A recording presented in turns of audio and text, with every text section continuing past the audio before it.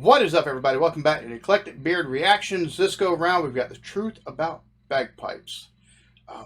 Bagpipes being synonymous with Scotland.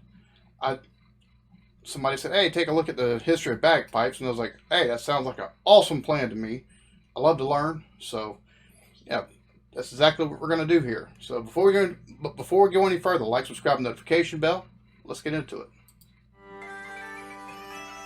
You know you're in Scotland when you hear the sound of Scotland's national instrument, the bagpipe, floating over the heathered mountains, lochs and pine forests. The bagpipes are as central to Scottish identity and culture as haggis, kilts and whisky. Yet the pipes have an unsavoury history. They were played by the dastardly English hundreds of years before the Scots.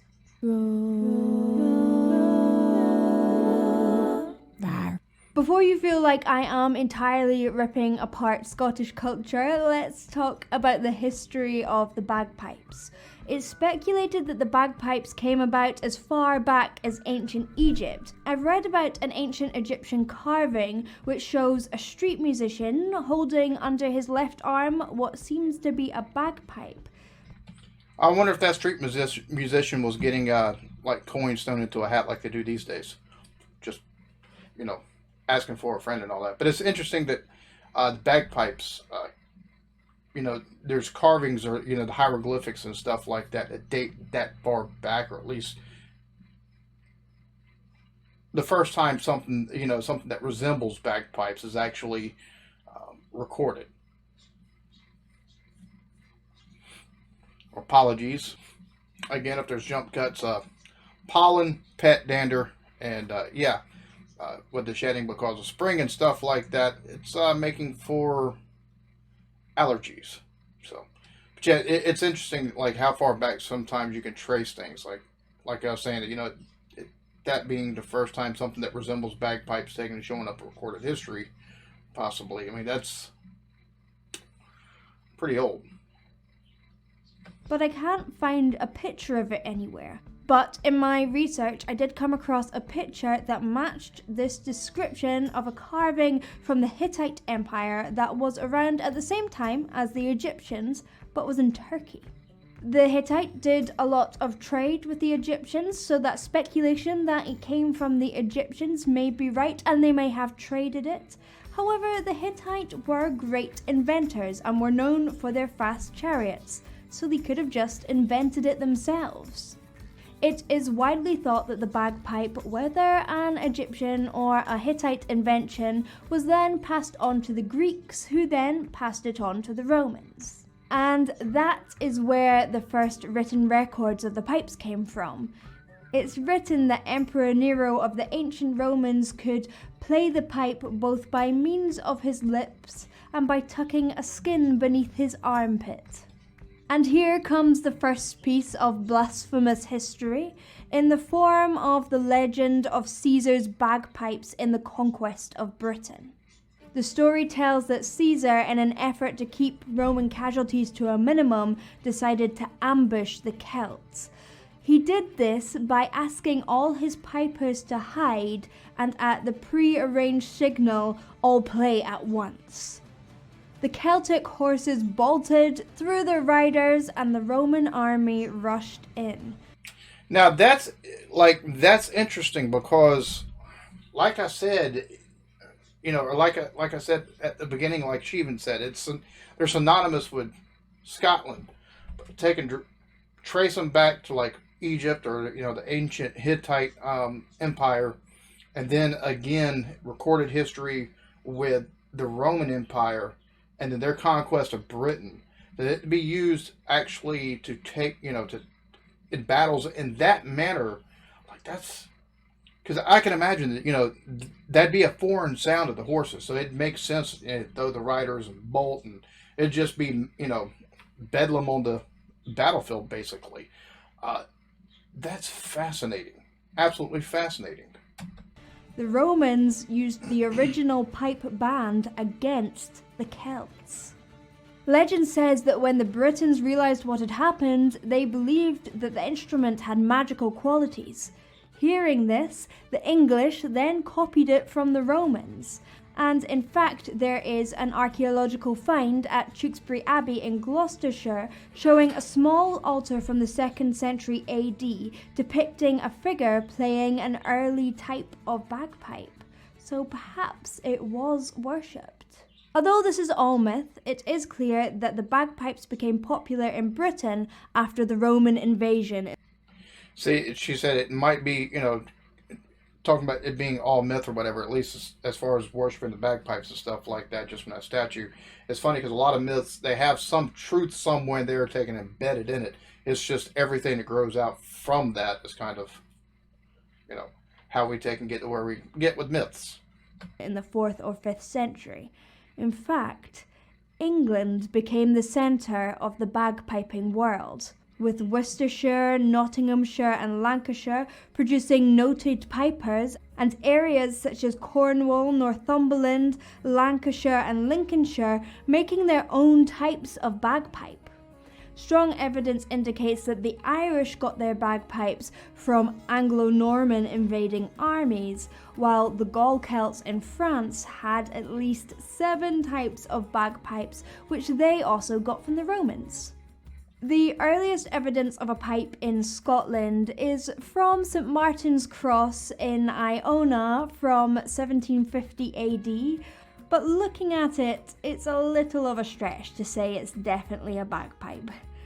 The first unquestionable depictions of bagpipes in Scotland are at Melrose Abbey and Roslin Chapel from the 15th century. In fact, hilariously to me, Melrose Abbey has a carving of a pig playing the bagpipes. Given the timings of these carvings, it is reasonable, although probably not a popular opinion, to assume that the bagpipes came up from England. However, in 1528, a piper witnessed a legal document in Scotland, which means he must have had some sort of social standing, and from the 16th century onward, Highland pipers were referenced a lot in legal documents. It makes you wonder, if maybe during the conquest and stuff like that, like maybe just it wasn't recorded possibly.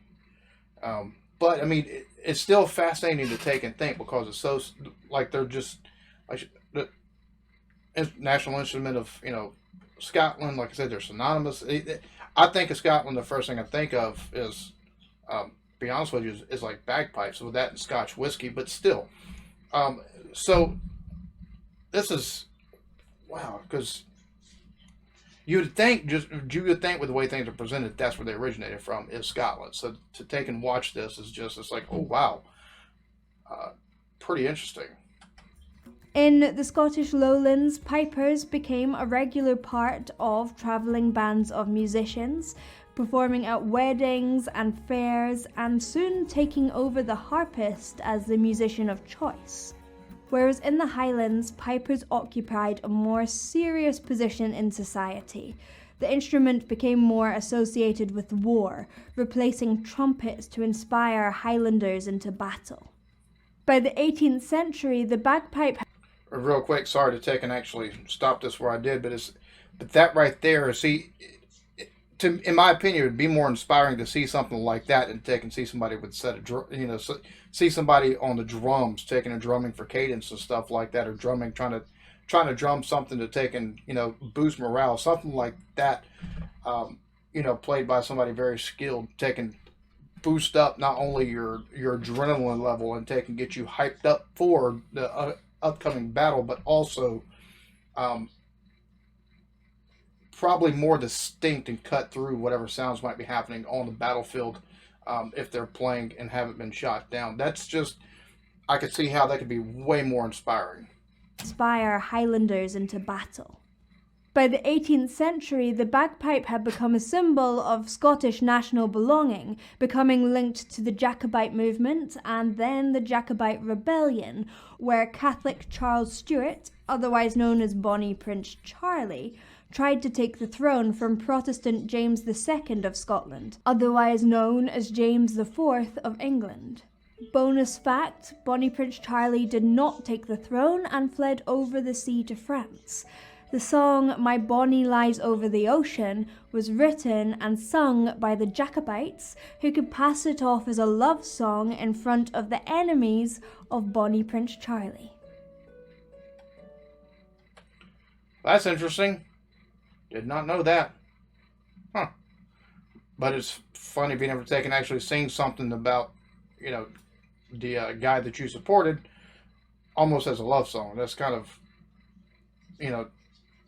sing it that way in front of your enemies. So that way you don't get in any trouble or, bring any persecution. But at the same point in time, it's kind of weird. Just, that's just, I understand the reason why. But that is kind of weird.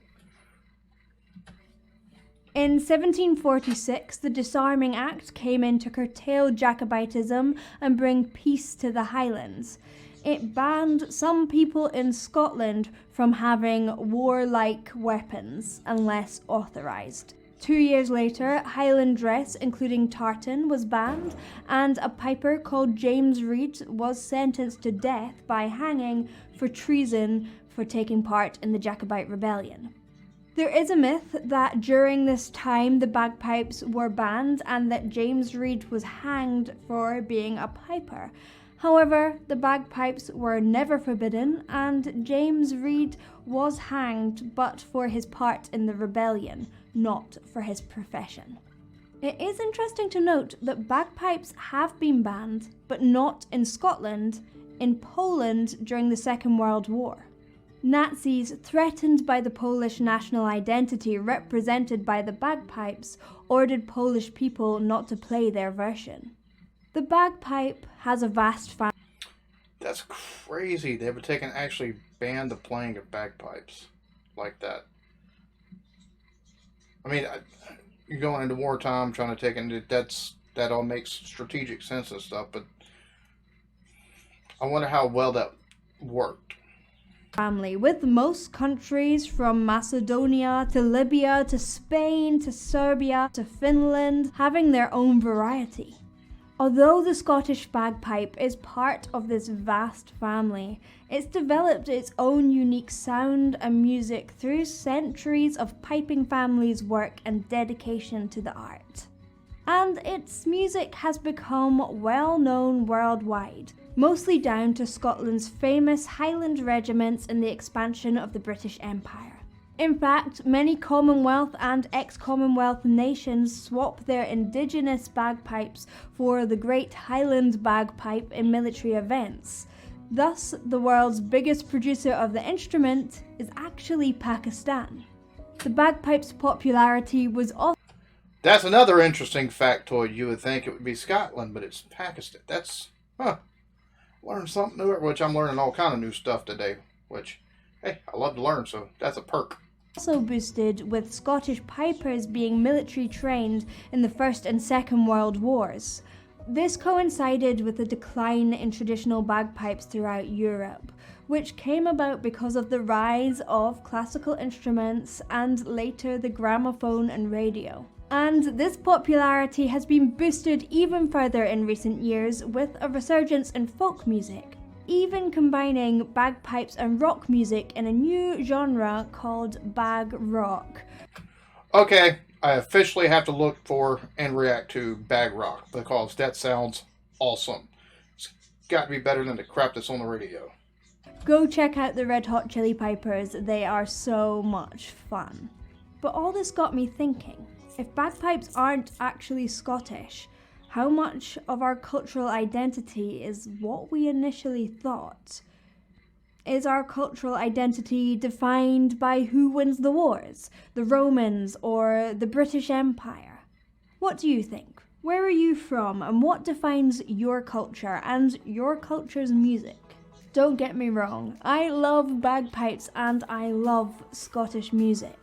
But I love it even more to know that its development is linked to instruments, music, and people worldwide.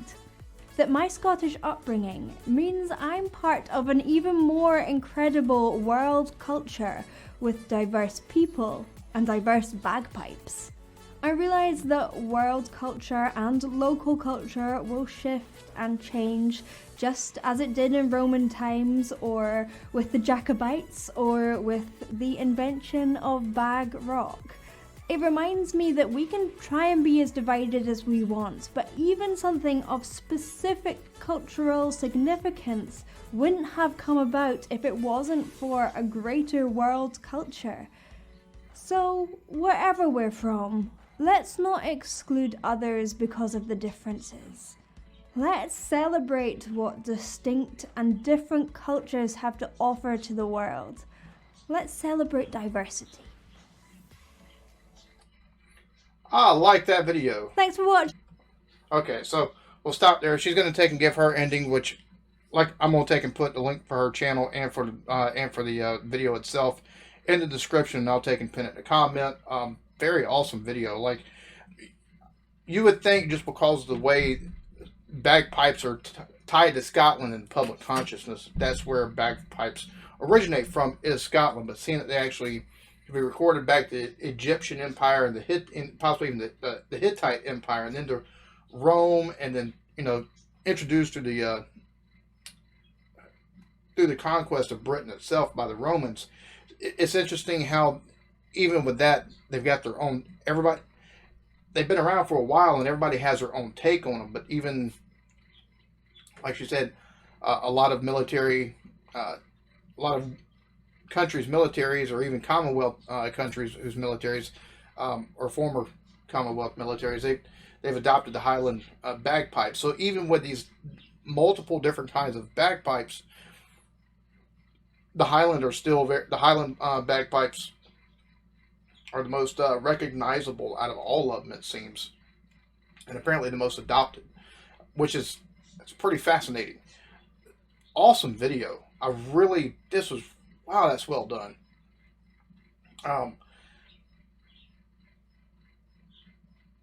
She asked a question on national identity, is, you know, stuff like that, but her answer on you know, how people, I think that's how everybody should probably take and look at their identity, because every country has a history. Every country, regardless, you've been through multiple permeations, even before the modern iteration of wherever you're at. So, like, you just got to be proud of what you hold as, you know, your identity, and what you think your country's identity is. Whether, you know, because I'm sure everybody has their own different ideas on things, but that's, wow, I enjoyed reacting to this. I love learning, and this was a very, very awesomely done video. So, y'all be good to each other. Love yourselves. Peace.